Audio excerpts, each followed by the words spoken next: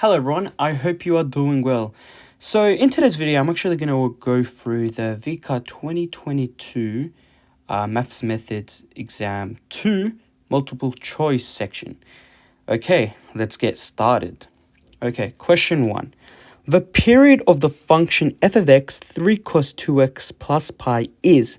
Now, period, because it's a cosine function, we know that the period is actually equal to 2 pi over n, where n is your number that's next to the variable x. For example, our variable x, the constant that's next to it is 2. So we write p equals 2 pi over 2, which it's equal to pi.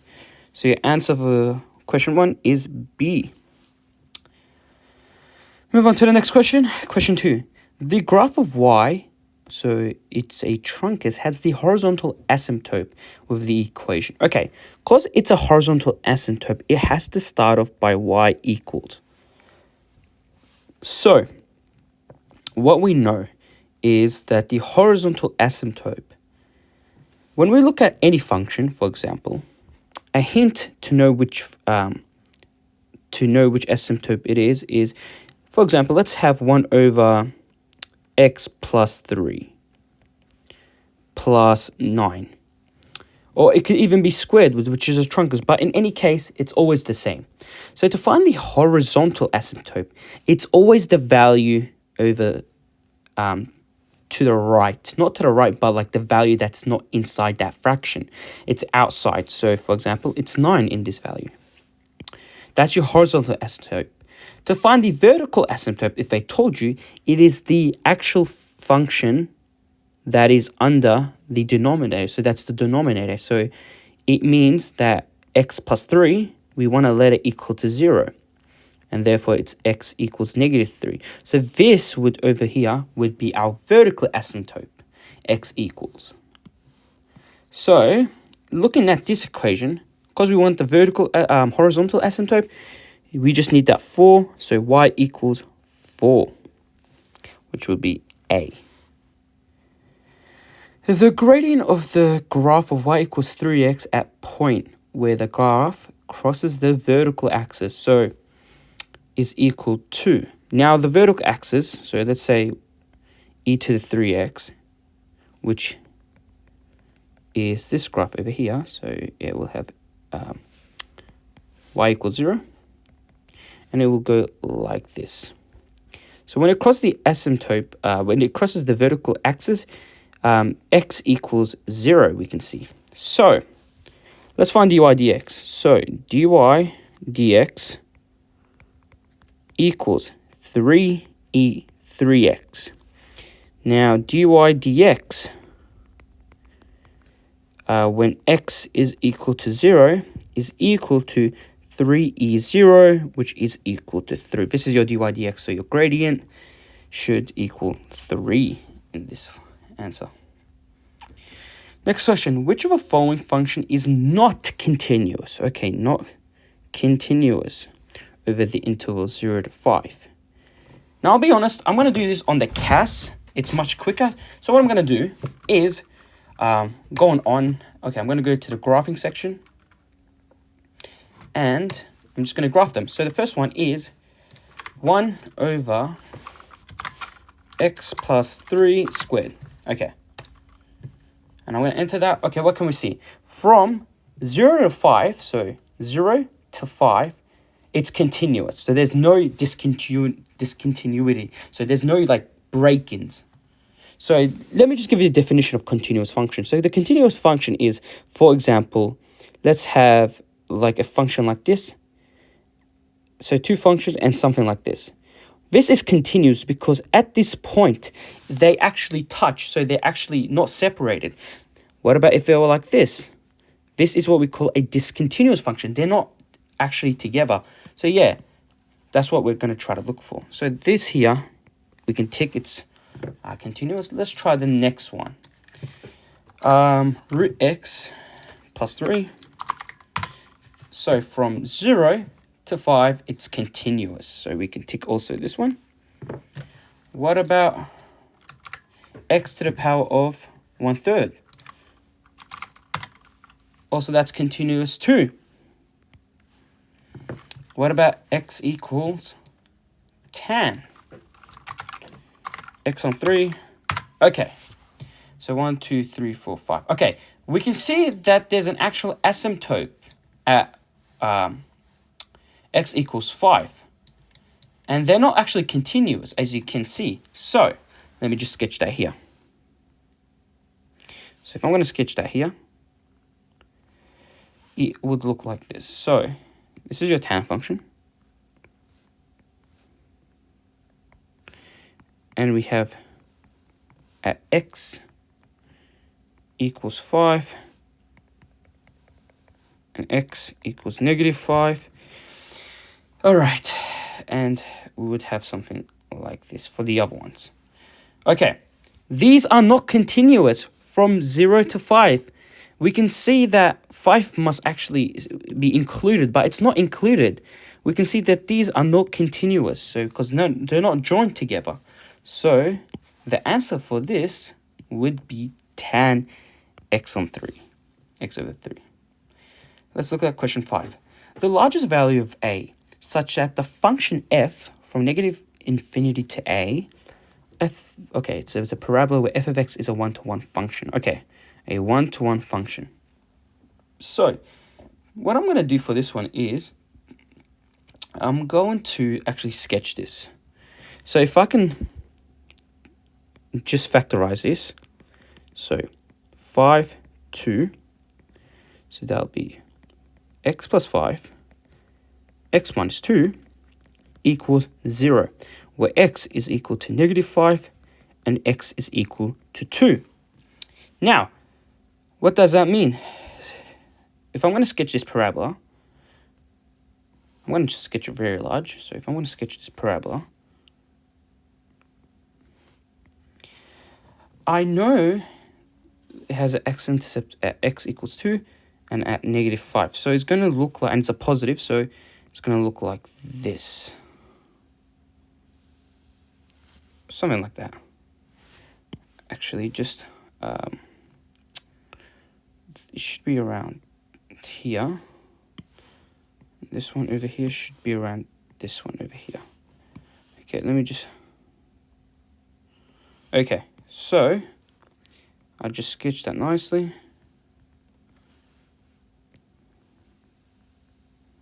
Okay, that's all right. Okay, now we know that here it's 2 and here is -5.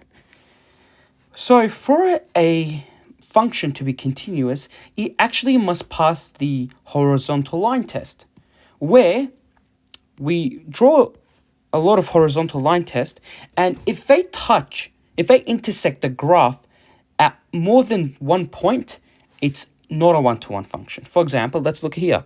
They intersect twice here, not a 1-to-1. They intersect twice again. So they actually intersect everywhere twice. So it's not a 1-to-1 function. It's called a many-to-1 function.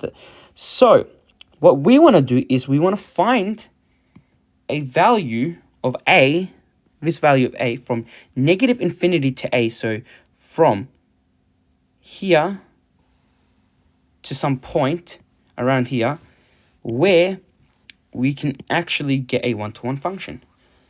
And to do that is, if we look at the turning point over here, so if we look at that turning point, let me just draw a nice knot. So let me just draw a nice line over here at that turning point.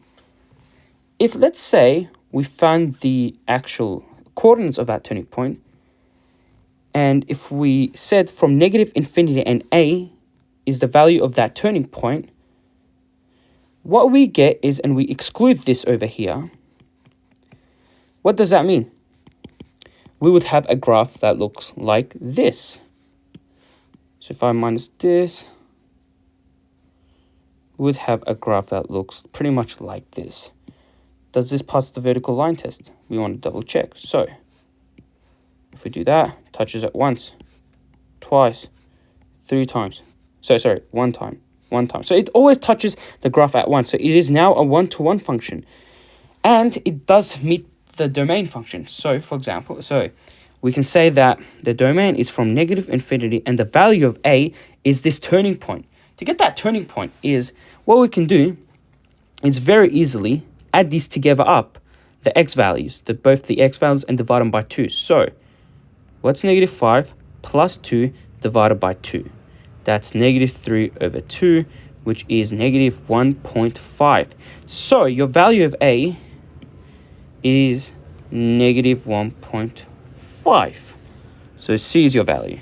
I hope everyone got that. Yeah, so this value over here is negative 1.5. Perfect.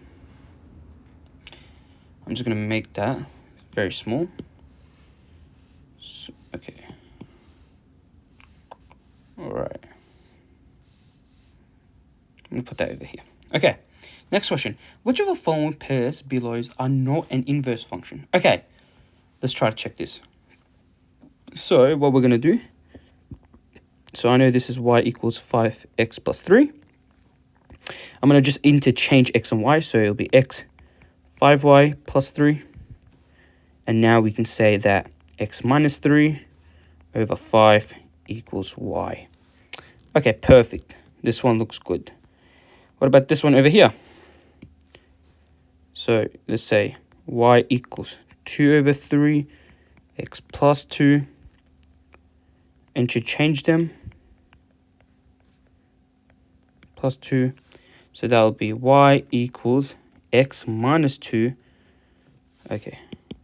So x minus 2. So it will be 3 x minus 2 over 2. Which, in this case, is 3x over 2 minus 3.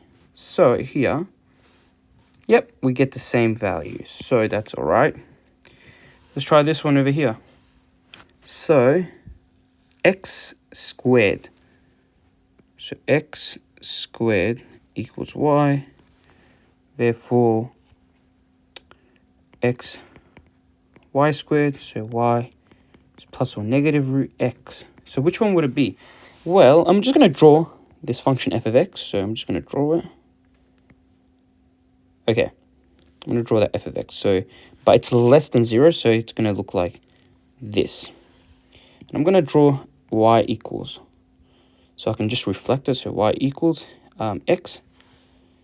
And to reflect that, it would look like this. So, yep, x is greater than 0. But no, this one's wrong. It's supposed to be a negative root x. Because it's supposed to be a negative root x. As we can see, here it's a negative root x, not a positive root x. So, the wrong one, so whichever is not an inverse function, should be C. Alright. The graph of y equals f of x is shown below. The graph of f dash of x, the first derivative of f of x with respect of x. Okay, so the way I would do this question is to really look at it. Okay, if there's any turning points, make sure to use a different color. So, for example, there's a turning point over here. So I'm going to make sure I'm going to put a 0 value close to it. Yep. So I'll put a 0 here. There's also another turning point here. So I'm going to put one over here. Now I know those turning points. I'm going to look at the graph. So, you know how the turning points? I'm now going to just draw straight lines through them. Okay, I'm going to just draw straight lines through them. Like that. And now I'm going to look at the graph shape. So, for example, I'm going to look at this. I can see that it's going up to that point. It's going plus, so it has this positive gradient. Because it has that positive gradient from here to here, it means it must be positive, so it must be greater. So think of this, here is positive and here's negative. Because it's positive, so it must be at this point. Can you see how all of these are positive? So it must be on top of the y-axis. Let's look at here now. because we can see that this is going down, we can say it's going negative, negative, negative. So it's going down a gradient. So it has to be down here. It has to be below, because we want to make sure it's below because it's negative. All right, now look at this over here. It's going by positives. So it's positive because it's a positive gradient. So what does that mean? It's going to be on above the y-axis. Now I know I have this. So I'm going to look at the graphs and choose. Okay, so straight away, we need to make sure that all of the graphs have two x-intercepts. Remember these two here? So they must intercept at those points. We can see, this one has 3. 1, 2, 3. So this one is wrong. This one has 2, so that's good. So it has 2, which is true. But we have to see there has to be a graph at that point. So at the at this point over here. Can we see here? At this point? No, we can't see. So what does that mean? So also this one's wrong. Let's look at this one. There is 3 x-intercepts, so that's wrong. This one, no idea, just wrong. Now let's look at this. So there's 2, meets the condition. And there's also, does it have a graph at that point here? It actually does. We can see it does perfectly have that. Does it have around here too? Okay, perfect. It has. And does it have on top here? Perfectly, it does have that. So what does that mean? E is your answer. Right. That's how I look at those questions. Okay. Let's look at question 8. If 0 to b f of x is equal to 10 and 0 to a f of x dx is equal to -4, where 0 is less than a. Okay, so we know that b is greater than a and a is pretty much greater than 0.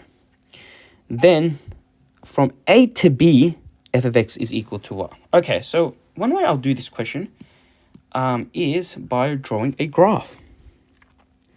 So what I'm going to do is going to draw a nice graph. Okay, so this is y equals x. Okay. Because I know that b is greater than a, so I'm going to put, let's say this is the value of a here, and this is the value of b, because b is greater than a. So I'm going to look at this first here. So 0 to a. So let's say this is 0. Okay, 0 to a, it has a -4. So a negative, it means that pretty much it would look like, it will have a negative area. It would have a negative integral. So it would look like this, a negative over here. So I'm just going to put that point. I'm going to actually make it nicer. So how? Let me just change that up. So I'll say this is a, and here is b. And this is 0, so we're saying that this is how the graph will look like. Here would be -4. And from 0 to b is 10, and it's positive. So we must have a very, very large. And that should be 10. Now we want to find the value from a to b. So from this value, from this value to this value. So we want to find that. Okay, let's just double check everything. Alright, so from 0 to b. So, okay. This is not 10. So, what does that mean? So, wait. 0 for -4 makes sense. And then let's say f of x is 10. So, this means that this must be 14. Because if we're saying from 0 to b, To get 0p to b, we need to make sure that it will become 14 minus 4 equals 10. So yeah, so 14 should be the answer for that one. I hope everyone got that. Okay. Is that right? So, -4, then to a to b, be 14. And from 0 to b, it's just 14 minus 4, because you add these two up, and yep, 10. I think that's it for that one. Let's look at this one. So, okay, we have a square root graph. Find, so the shortest distance z from the origin to the point x on the graph is given by what? So here's 0, 0, and z to x, y. Okay, what I'm going to do, I know this point here is x, 2x plus 1. Now I know that the distance, the shortest distance, would be y2 minus y1 squared plus x2 minus x1 squared over here. What would that mean? So y2 in this value is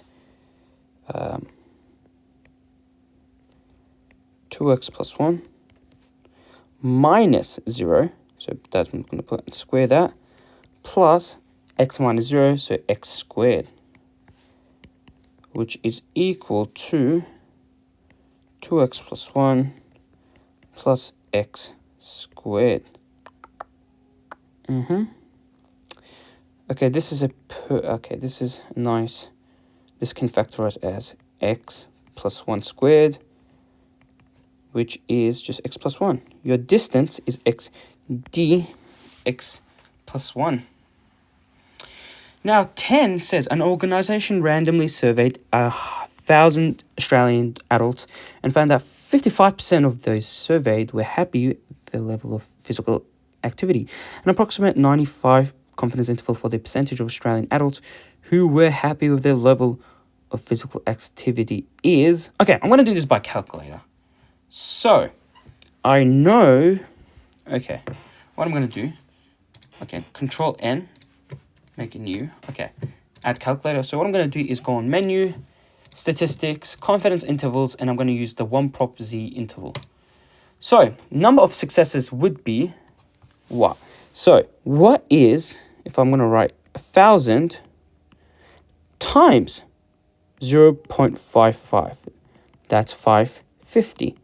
So, there is 550 of those 1,000 who are happy with their physical activity. So, we can say 550 here.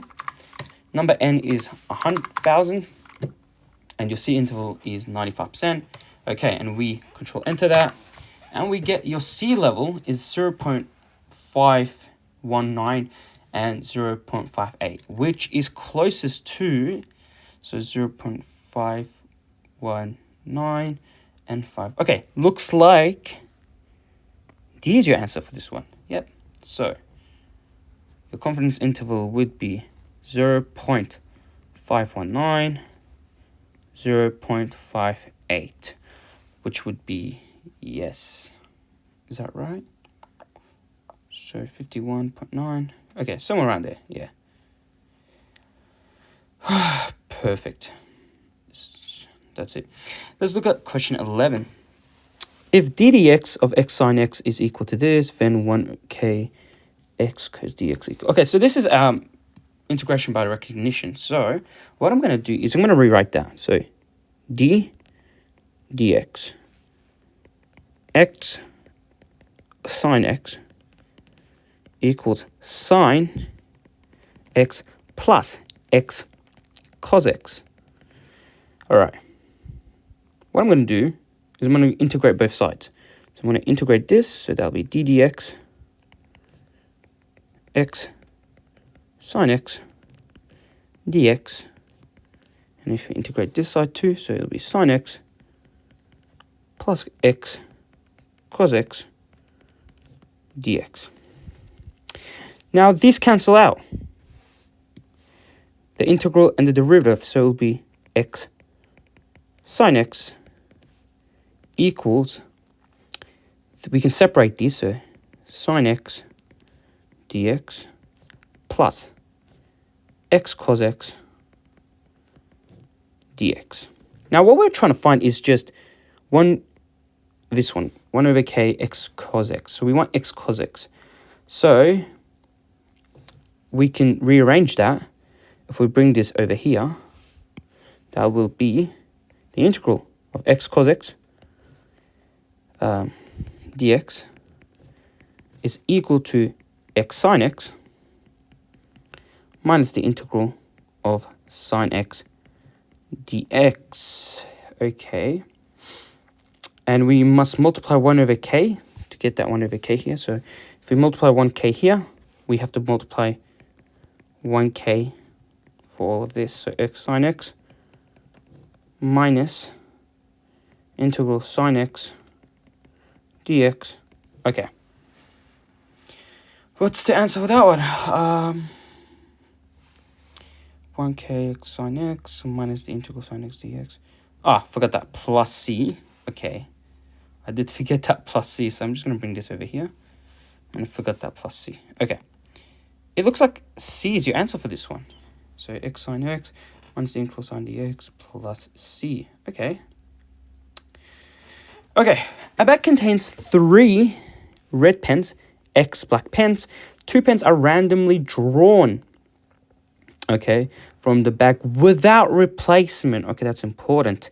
The probability of drawing a pen of each color is equal to. So straight away, I know I'm going to have to use a probability tree diagram. Now, how does a without replacement tree diagram look like? So think of it like this. I'm just going to draw it nice and small. So let's say we had, let's say pink and blue. And let's say we had like 5 over 9. That'll be 4 over 9 here. We draw 2 of them. So pink, blue, pink, pink, blue. Now, say that it's without replacement. So what we do is, right now we have 5 over 9.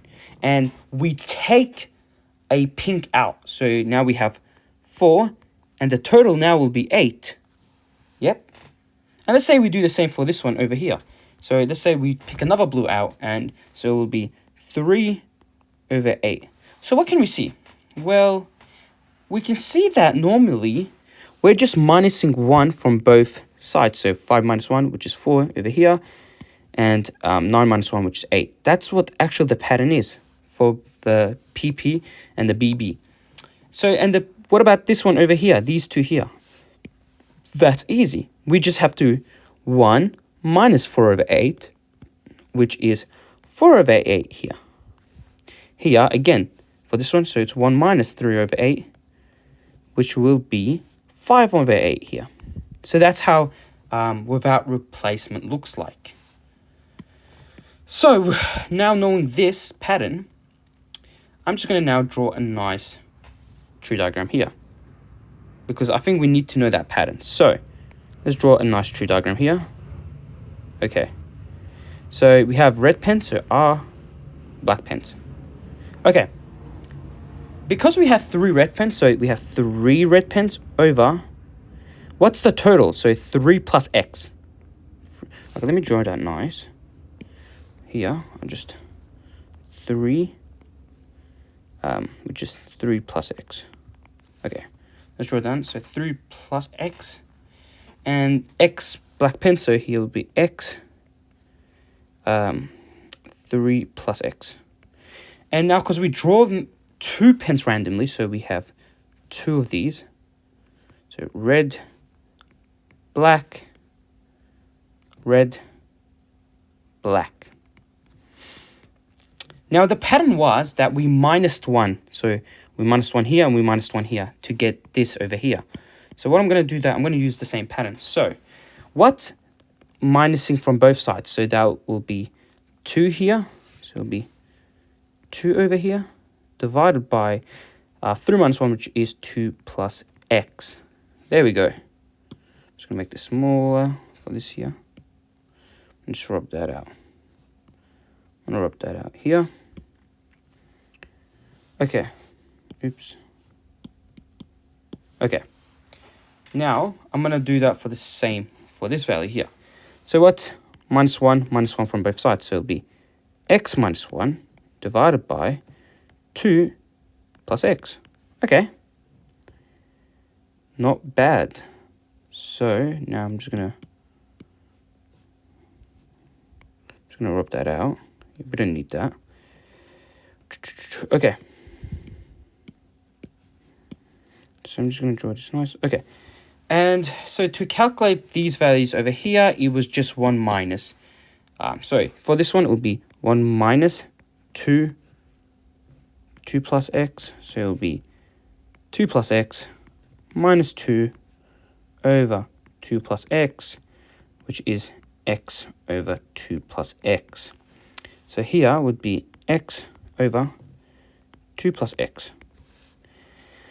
To calculate the value here, we'll do the same. So it will be 1 minus x minus 1 over 2 plus x, which is 2 plus x minus x plus 1 over 2 plus x, which is 3, 2 plus x.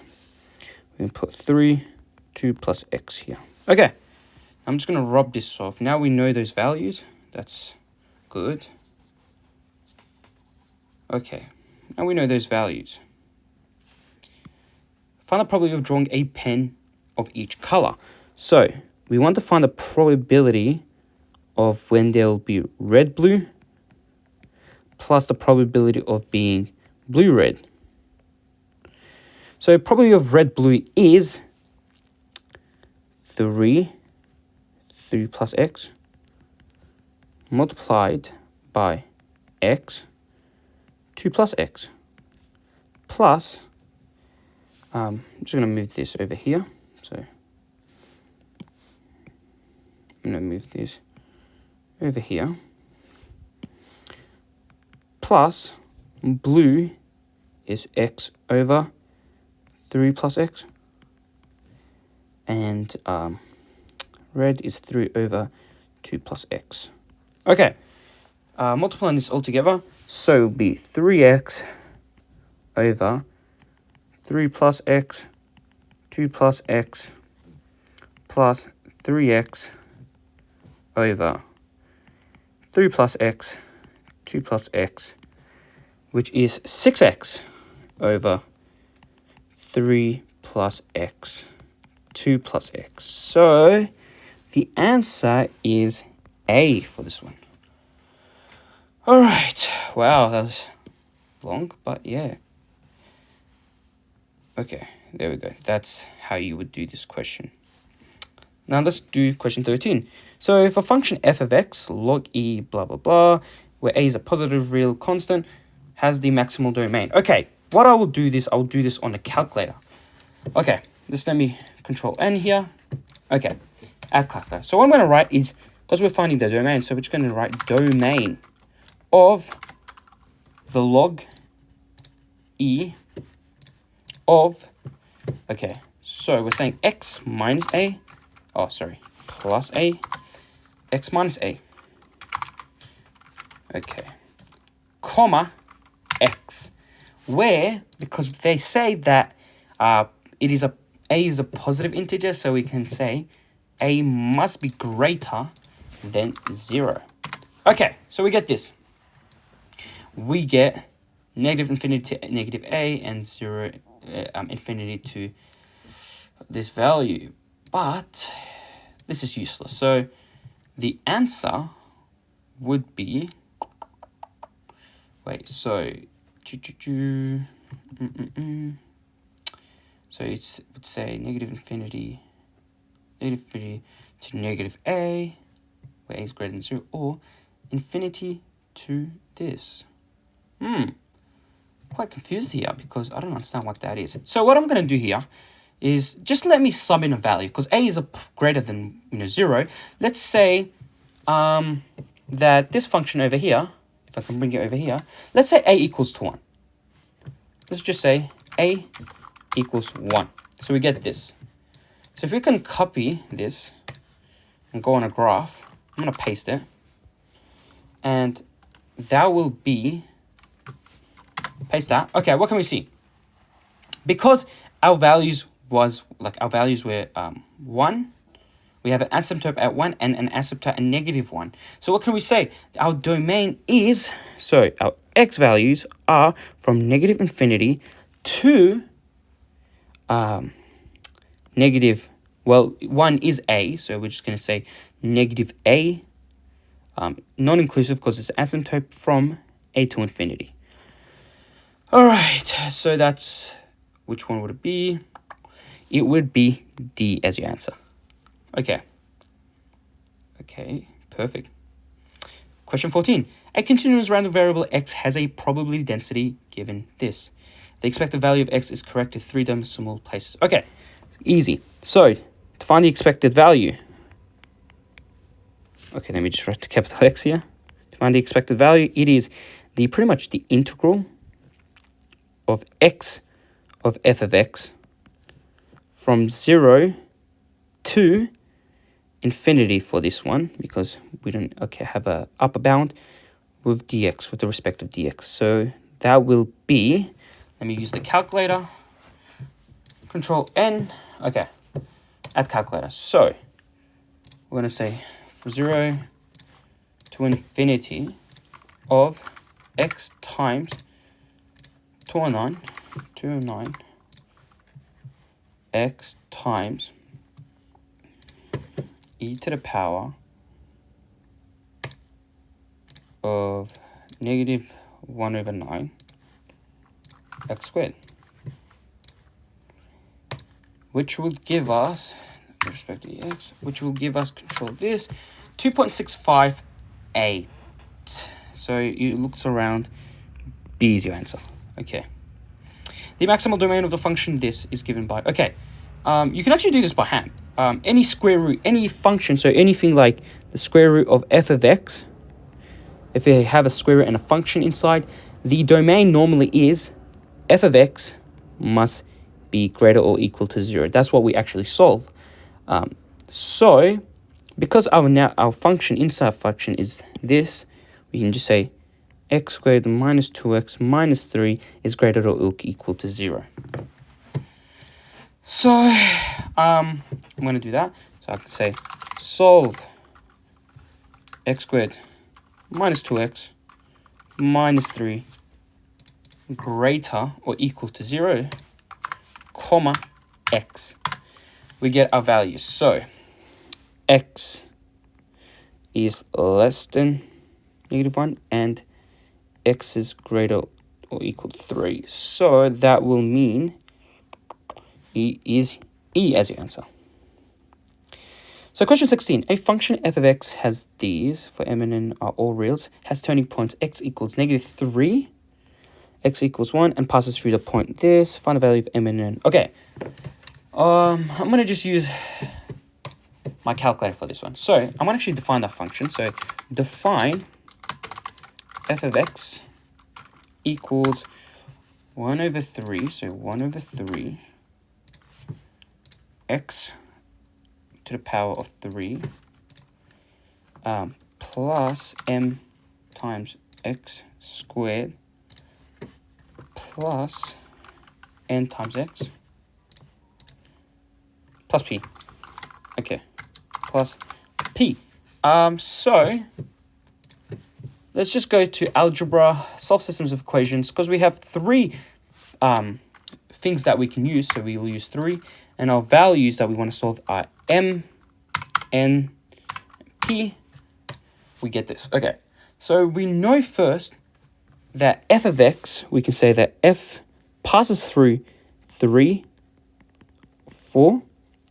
And we also know that the derivative, so the ddx, or actually, yeah, so the ddx, we can just say f dash of x, where x here, when x is -3, it should equal to 0, and also when f dash of x, when x equals 1, is actually equal to 0. So using that, let's go back to our calculator. All right, so we can say that f3 equals 4, And here we can use the derivative function. So put this derivative x, f of x, where x equals -3. Oh, this is supposed to be 0, by the way. So, okay, nope. What did I write here? I'll just rub these off. I'm supposed to say f dash of x equals 0 when, so given that x is equal to -3 and x is okay, 1. So, this is what I write. I'm going to copy that, paste it here. I'm going to change that value here to 1. Enter. Okay, we get our values. So m x1 n equals -3, p is -5. So your values would be b. Move on to the next question. A function g is a continuous on the domain. X is an element of AB and has the following properties. The average rate of change, so the average, so between 2 points, between x equals a and b is positive. Okay. The instantaneous rate of change of g at a plus b over 2 is negative. Negative. Therefore, the interval from x equals a to b, the function must be, okay. Okay, so what I'm going to do is draw the graph. So to look at this, I'm going to draw a graph. Okay, nice graph. Okay. Now, let's say that this value here is a and here is b. And what I know is, okay, let's look at this. Here, the instantaneous rate of change. So when a plus b, so a plus b divided by 2 is going to give us the middle value, which is around, let's say, 0 for our one. We know that the instantaneous rate of change is negative, so it should be like a negative like that.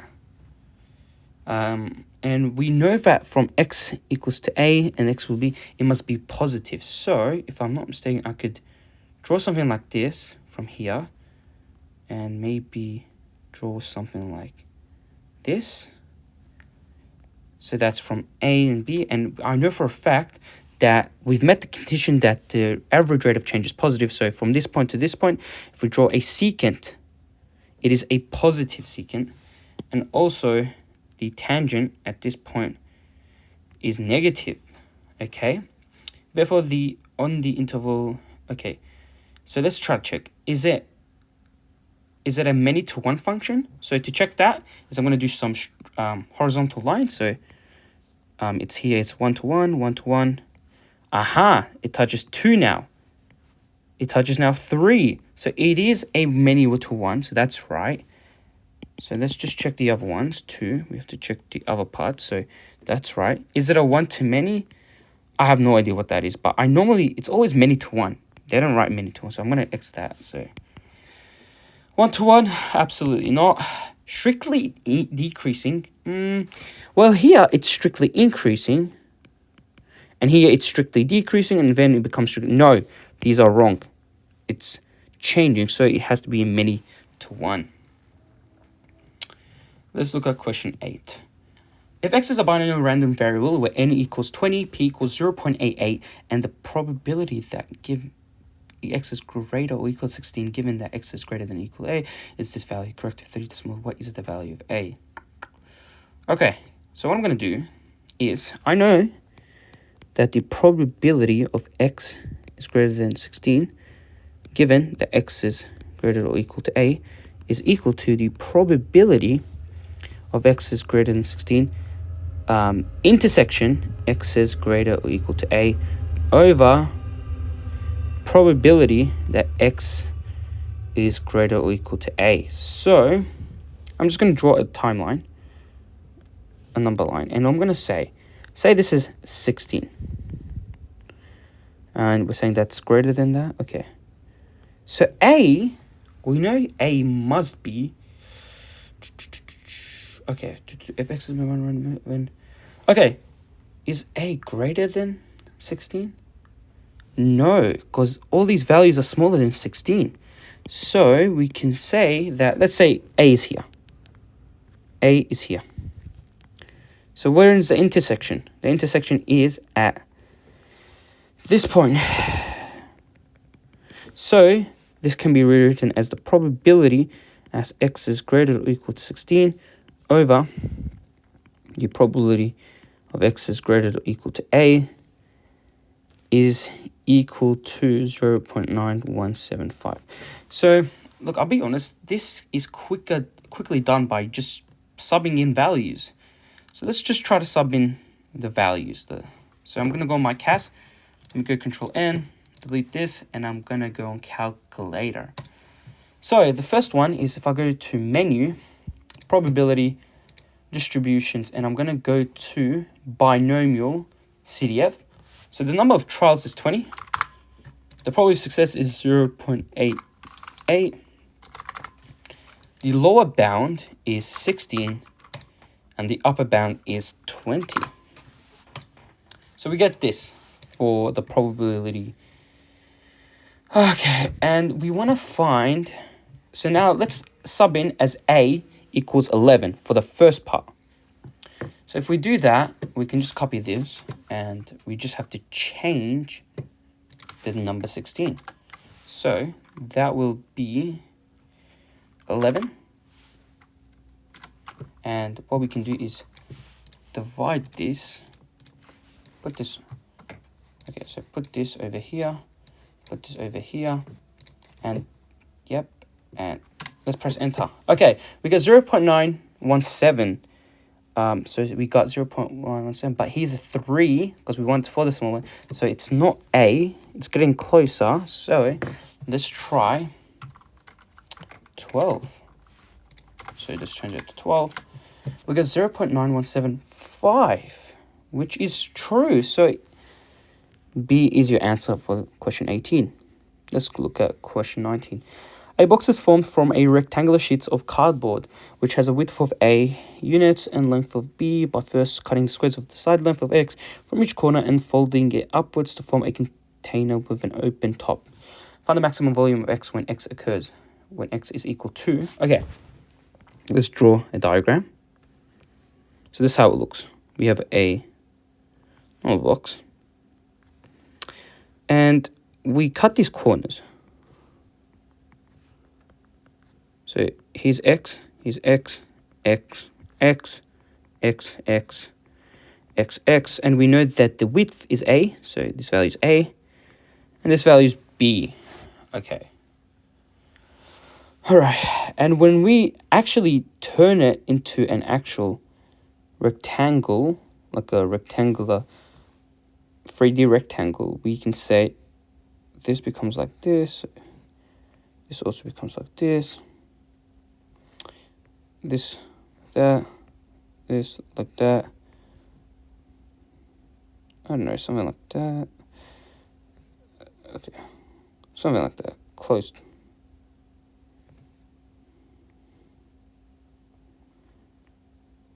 Okay, something like this. So it's opened. Okay. So, here, this over here must be B minus 2x. And this value over here is A minus 2x. It's when we fold it, so imagine folding it. Here, this one becomes B minus 2x. So here to here. This one over here becomes just x. And this one over here is A minus 2x. Yep, so when you fold it, we get that. Okay, yeah, so when you fold it, it becomes that.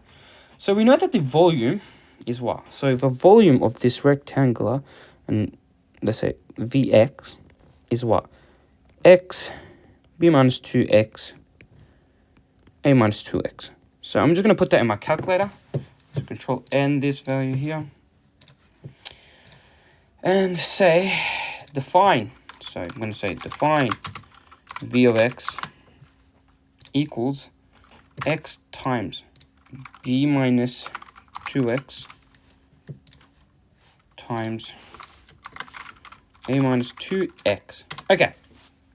So when we want to find the maximum volume, so what I'm going to do is first find the derivative of that. So phi of x, which we get this, and we can let that equal to 0. So put this over here, let that equal to 0, comma, x. Okay, we get two values. So which one would it be? Well, just let's sketch this actually. We know both b and a are greater than 0 because, they must be greater than 0. So think about it like this. This graph over here, if I'm going to sketch it, is actually a positive. So, okay, this will have a 0 out here. So it will have 0. This over here, just to solve it, so b minus 2x equals 0, which means that b over 2 equals x. But we know that b is greater than a because, look at this length and look at this length. So, yeah, so we can say that, so b over 2 is over here. And therefore, what's a minus 2x equals 0? So x, a over 2. So a over 2 is over here. So a over 2, b over 2, and here's 0. And what we know is it's a positive square cubic graph. So it would look like this. So it will go from here, and it'll pass on nicely from here, and it will pass through from here. Now, because we want to try to find the maximum value of volume, the maximum volume would occur between a over 2. So this is your maximum value, by the way. Here is your maximum value. So it must occur between 0 to a over 2. Yep. So that will mean it must be the lowest. It must be the actual lowest value. So it must be this one over here from our cast. We can see that it must be, so normally on the left of the cast, it's always the lowest, and then we have the highest. So, but here, to find the max, so if we can see, max is actually the highest, and this is our minimum value. This is our min. So we can just say the first value of x. So I'm just going to expand that. So we can say x equals a plus b minus root a squared minus ab plus b squared over 6. Okay, over 6. So, which one would that be? A plus b, nope, not this one. So a plus b minus ab squared. Okay, so it's D. It looks like D is your answer for that one. Hope that's right. Okay, let's look at question 20. A soccer player kicks a ball. Okay. So a soccer player kicks a ball with an angle of elevation of theta, where theta is normally distributed with a random variable x. Okay, with a mean of this and standard deviation. Okay, so we know that theta is normally distributed 42 8 squared. The horizontal distance that the ball travels before landing is given by this function, and the probability that the ball travels more than, so we want to find that the probability that the ball travels more than 30. So we want the distance to be, so we actually want the distance to be greater than 40 before landing is closest to what? So I'm just going to draw a diagram here. So let me just draw a diagram. Okay. So let's say we have a soccer player. Let's draw a nice soccer player here. And here's a soccer ball. And he kicks that ball. So when he kicks that ball, it's going to go like this, where this is your angle of elevation. And the ball is going to go in this parabolic shape, and it's going to hit this point over here. And we know that the distance here to here is actually equal to 50 sine 2 theta. Okay, so we want the probability that the ball travels more than 40. Now, here, if we look here, D is greater than 40 we want, which D is 50 sine 2 theta to be greater than 40. Now, I'm going to try to solve that on my calculator. So, just Control N this, add calculator, and we can say that we want to solve 50 sine 2 theta, so let's say 2x is greater than 40, comma x, where we want x to be, well, the lowest angle that we can actually hit is 0. I mean, even if, look, for example, if we had a 0 angle, we just go fully horizontal. So the lowest we can go is for 0, and the highest we can actually, and the highest angle we can actually reach, the maximum angle, is 90 degrees. Because if we go more than 90 degrees, we're just actually going, vertically at that point. So we can say pi over 2, which gives you, okay, ooh, what's happened here? False. Let me just change that to equal then. Maybe change that to equal.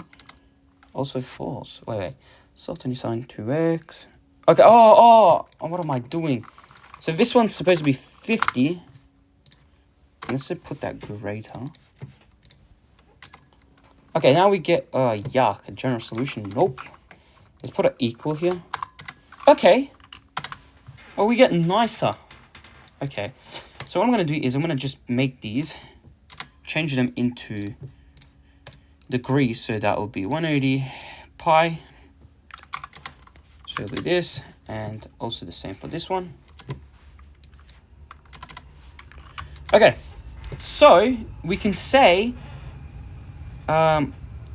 these are the 2 points at which it will hit x equals 40. Like when it actually hits, so let's say this was 40. So for example, let's say this point was 40 meters and here is 0. If we're saying that when the angle is 26.565 degrees and also another angle which is 63.43 degrees. For example, let's look at the first angle, which is 26 degrees. So, think of it like this. If that angle, so we were hitting the ball like this, and that was 26.56 degrees, it will pretty much, the ball will go so like this, and it will quickly hit 40. That's what we're saying.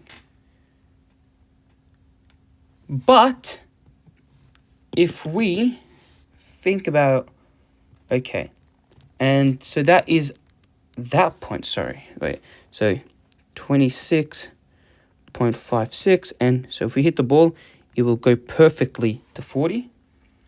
And if we hit this angle over here, which is more than, so let's say it was around like this.